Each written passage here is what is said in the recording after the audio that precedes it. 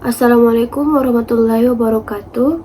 Perkenalkan, nama saya Melanie Tremulia Putri dengan NIM 240211501044 dari kelas Arsitektur C03. Kali ini saya akan menjelaskan poin-poin penting dalam video tengah semester pada mata kuliah Sejarah Arsitektur Dunia. Nah, pada poin pertama yaitu Arsitektur Mesir Kuno. Dalam konteks geografis dan budayanya, Sungai Nil berpengaruh pada penggunaan material batu kapur dan granit dalam pembangunan bangunan, serta mempengaruhi tata kota dengan pembangunan kota-kota di sepanjang sungai. Yang kedua, yaitu kepercayaan pada kehidupan setelah kematian, mempengaruhi pembangunan kuburan, piramida, dan mastaba yang megah dan dihiasi dengan hieroglif dan simbol-simbol keagamaan. Ciri khas arsitektur Mesir kuno itu ada 3. Kita bisa lihat dari piramidanya, yaitu bangunan yang megah dan memiliki teknik konstruksi yang presisi, dengan struktur yang terdiri dari blok-blok batu yang besar dan berat. Contohnya seperti piramida Giza. Yang kedua yaitu kuil, yaitu bangunan yang memiliki tiang-tiang besar atau hypostyle, hal, obelisk, dan hieroglif yang menghiasi dinding dan langit-langit. Contohnya seperti Karnak dan Luxor. Nah, yang ketiga yaitu mastaba dan makam lembah raja-raja, yaitu bangunan yang memiliki lukisan dinding yang indah dan harta karun yang melimpah. Contohnya seperti makam Tutankhamun. Adapun inovasi dari arsitektur Mesir kuno yaitu sistem post and lintel, di mana memungkinkan pembangunan bangunan yang lebih tinggi dan lebih luas dengan menggunakan kolom-kolom yang lebih tipis dan lebih ringan. Penggunaan kolom papirus dan lotus juga menjadi ciri khas arsitektur Mesir kuno. Yang kedua, yaitu dari segi dekorasi simbolisnya, yaitu relief dan patung kolosus seperti Sphinx memiliki makna yang mendalam dan menggambarkan kekuasaan dan kebijaksanaan para Fir'aun. Poin yang kedua yaitu arsitektur Mesopotamia dan Asia Tengah. Dalam segi konteks geografis dan budayanya, peradaban Mesopotamia terletak di antara Sungai Tigris dan Eufrat, yang menyediakan tanah yang subur dan air yang melimpah. Hal ini memungkinkan penggunaan bata lumpur sebagai material utama dalam pembangunan bangunan. Sementara itu, peradaban Asia Tengah yang terletak di stepa menggunakan tanah liat sebagai material utama. Nah, zigurat sebagai pusat keagamaan dan politik merupakan simbol kekuasaan dan kebijaksanaan. Zigurat juga digunakan sebagai tempat persembahan dan ritual keagamaan. Ciri khas arsitektur Mesopotamia dan Asia Tengah. Yang pertama yaitu ziguratnya, yaitu bangunan yang memiliki struktur berundak-undak, digunakan sebagai kuil dan pusat keagamaan. Zigurat memiliki tangga yang menghubungkan antara lantai yang berbeda dan di puncaknya terdapat kuil yang digunakan untuk persembahan. Sebagai contoh dari zigurat yaitu zigurat Ur dengan teras bertingkat. Yang kedua yaitu kota bertembok, di mana kota bertembok adalah kota yang dikelilingi tembok untuk perlindungan dan keamanan.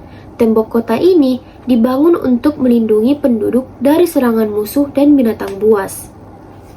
Seperti Babylon dengan gerbang Ishtar berlapis keramik biru.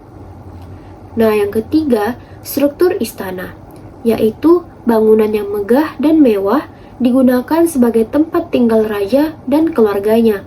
Istana ini memiliki banyak kamar, termasuk kamar tidur, kamar makan, dan kamar audiensi. Contoh dari struktur istana yaitu Istana Sargon II di Khorsabad. Dalam segi inovasi di arsitektur Mesopotamia dan Asia Tengah, yang pertama yaitu teknik vault dan arch, memungkinkan pembangunan bangunan yang lebih tinggi dan lebih luas. Teknik ini menggunakan lengkungan dan kubah untuk mendistribusikan beban berat bangunan. Nah, yang kedua yaitu sistem drainase, memungkinkan pengelolaan air yang lebih efektif dan mencegah banjir. Sistem drainase ini menggunakan saluran air dan pipa untuk mengalirkan air keluar dari kota. Nah, yang ketiga yaitu dekorasi relief keramik, di mana menghiasi bangunan dengan motif dan desain yang indah dan bermakna. Dekorasi ini menggunakan keramik yang dicetak dan dihiasi dengan motif yang rumit. Poin yang ketiga yaitu arsitektur klasik Yunani dan Romawi. Arsitektur Yunani, dalam prinsip estetikanya, arsitektur Yunani kuno berdasarkan pada prinsip estetika yang meliputi harmoni matematis, seperti rasio emas, simetri, dan humanisme. Prinsip ini bertujuan untuk menciptakan kesan yang seimbang dan harmonis. Yang kedua, yaitu order kolom.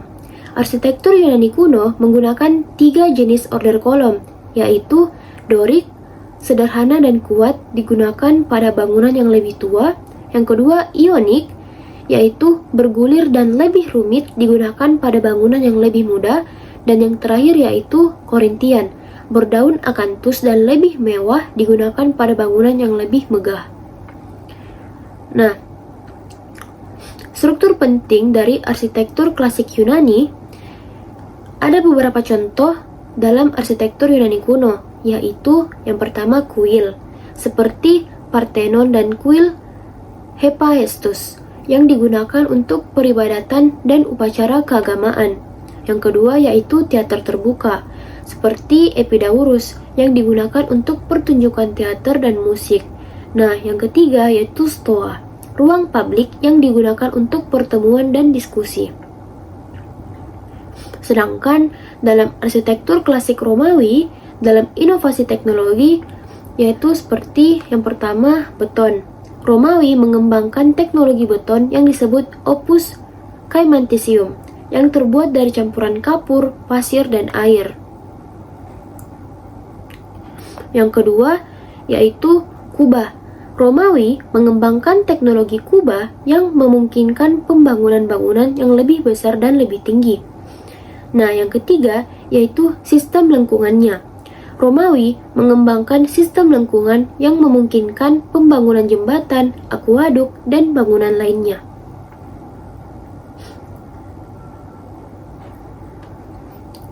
Dari segi jaringan infrastruktur, yang pertama yaitu akuaduk.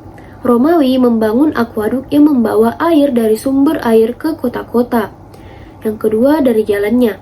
Romawi membangun jaringan jalan yang luas yang menghubungkan kota-kota dan wilayah-wilayah.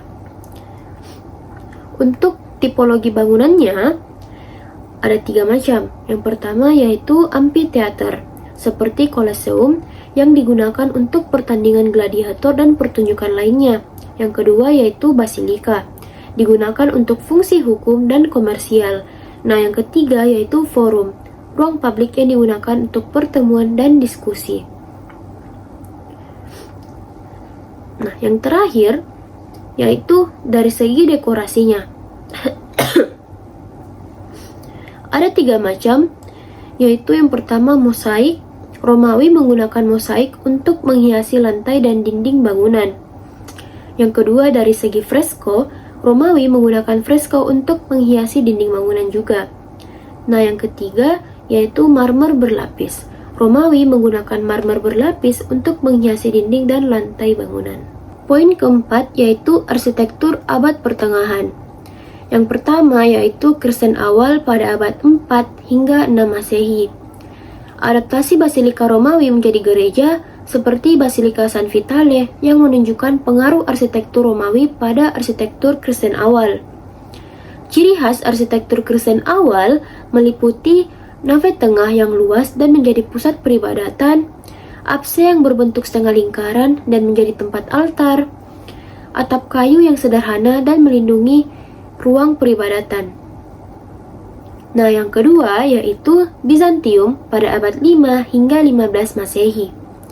Penggunaan kubah dan pendentif pada Hagia Sophia menciptakan transformasi ruang yang megah dan sakral dengan cahaya dan mosaik emas yang mempesona. Ciri khas arsitektur Bizantium meliputi gereja salib dengan centralized plan yang menciptakan ruang yang simetris dan sakral. Yang kedua yaitu ikonostasis yang menghubungkan antara ruang liturgi dan ruang umum, serta menjadi tempat penyimpanan ikon-ikon suci. Poin kelima atau poin terakhir yaitu poin umum untuk semua periode. Dari segi material dan teknologi, pengaruh sumber daya lokal sangat mempengaruhi pemilihan material dan teknologi dalam arsitektur. Contohnya, seperti batu kapur dan granit digunakan pada arsitektur Mesir kuno karena ketersediaannya di wilayah tersebut. Kemudian bata lumpur digunakan pada arsitektur Mesopotamia karena ketersediaannya di wilayah tersebut. Nah, yang terakhir yaitu penggunaan kubah dan pendentif pada arsitektur Bizantium memungkinkan pembangunan bangunan yang lebih tinggi dan lebih luas. Dari segi fungsi simbolik, arsitektur memiliki fungsi simbolik yang sangat penting dalam mengungkapkan kekuasaan, agama, dan kosmologi. Contohnya, piramida Mesir kuno merupakan simbol kekuasaan Firaun dan kepercayaan pada kehidupan setelah kematian. Katedral Gotik merupakan simbol kekuasaan gereja dan kepercayaan pada Tuhan. Nah, sedangkan arsitektur Bizantium merupakan simbol kekuasaan kekaisaran dan kepercayaan pada ortodoksi. Dalam segi warisan, arsitektur kuno memiliki pengaruh yang sangat besar pada desain arsitektur Renaissance hingga modern. Contohnya, arsitektur Renaissance dipengaruhi oleh arsitektur klasik Yunani dan Romawi. Sedangkan arsitektur modern dipengaruhi oleh arsitektur kuno dalam hal penggunaan material, teknologi, dan fungsi simbolik. Banyak bangunan kuno yang masih berdiri hingga saat ini dan menjadi sumber inspirasi bagi arsitek modern. Sekian dari saya. Wassalamualaikum warahmatullahi wabarakatuh.